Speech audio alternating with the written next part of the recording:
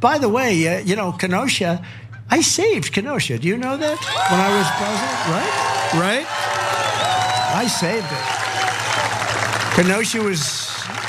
Kenosha was about ready to go down the tubes, and the governor wouldn't move. He just wouldn't move, and I moved. I'm not supposed to. It's supposed to be the governor supposed to do it, the mayor and the governor.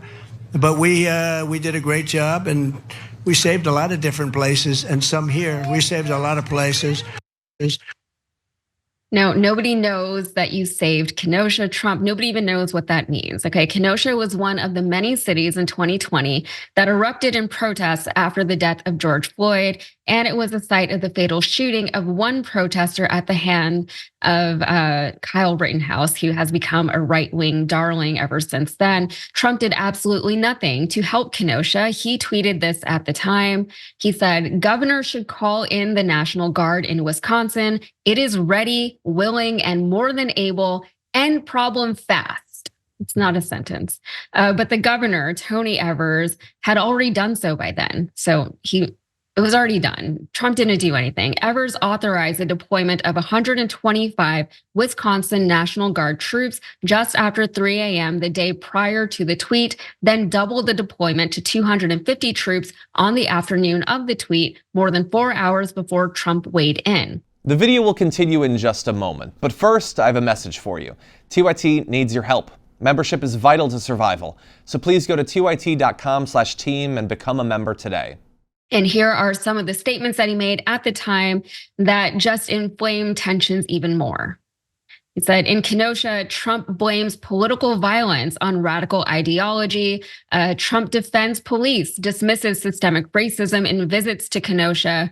And Trump visits Kenosha, calls violence domestic terrorism. Okay, Farron. Again, we've seen this happen 100 times before, right? Trump says all kinds of horrible things and it is almost immediately dismissed or forgotten about. I want to know, do you think any of this will come back to haunt him in any kind of meaningful way in November? And if not, what does that say about political discourse in this country? I don't think that those lies about Kenosha will hurt him. I think due to the fact that he told on average one lie every 3 minutes during that rally, and that's according to CNN's Daniel Dale. I think that there were so many lies coming so fast and furious there that people can't even keep up with them. And of course, as you saw in the clip, the people in that crowd that heard him say that, they applauded. They believe it. So to them, it's not a lie. To everybody else, it's just on that long list of tens of thousands of lies that Trump has told, and he'll tell thousands more probably before we even get to the election. So I don't think that's going to weigh really heavily on anybody, but it is worth calling it out. We have to do that. That's part of our jobs, with what we all do.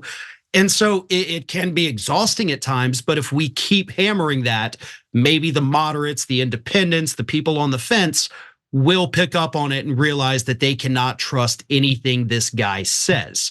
And again, it's not just with that comment about Kenosha that is completely false. It's with everything, when he says that I brought the jobs back, the Carrier, the Foxconn, none of it came to fruition.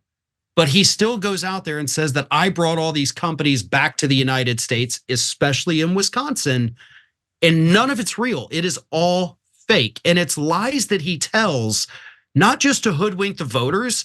He tells these lies to make himself feel better. These are lies to feed his ego because his ego has taken a lot of hits in the last, 9 months. So he's lying not just for them, he's also lying for himself to make himself feel a little bit better.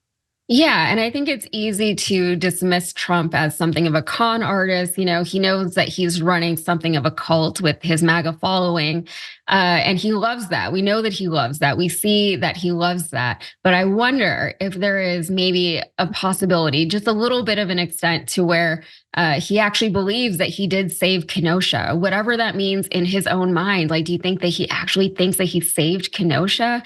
And then as far as the voters picking up on the fact that he lies, we knew that Trump was a liar from before 2015, before he ever went down that golden escalator, before he ever really got into politics. He'd been lying, maybe not as publicly, maybe not, he wasn't getting as much press about it, but he has a whole history of things, of incidents in his business practices, in his media practices, when he was on his show where he would just say things that were kind of off the wall.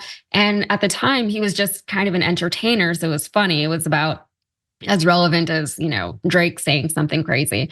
But now he's a president. And not just that, but this is his third time running for president, right?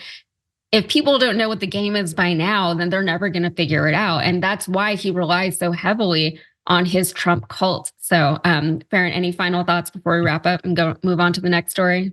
Yeah, I mean, I think you're absolutely right about that. The cult members, those MAGA people out there with the red hats, they love to hear these things because it validates their feelings towards Donald Trump, right? It's like a security blanket, like, oh, it's okay if I love him because he saved Kenosha. Kenosha was apparently about to just fall straight into hell, but he came in single-handedly and saved it. So it's okay that I love him.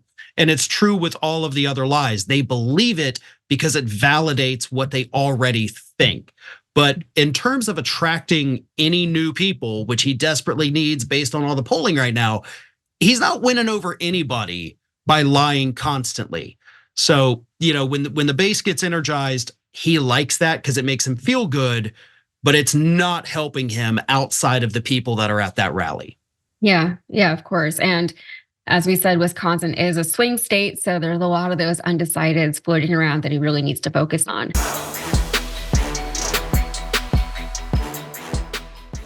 When you click the join button and become a tier 2 member, you get access to all of our weekly top 10 lists. What are you waiting for?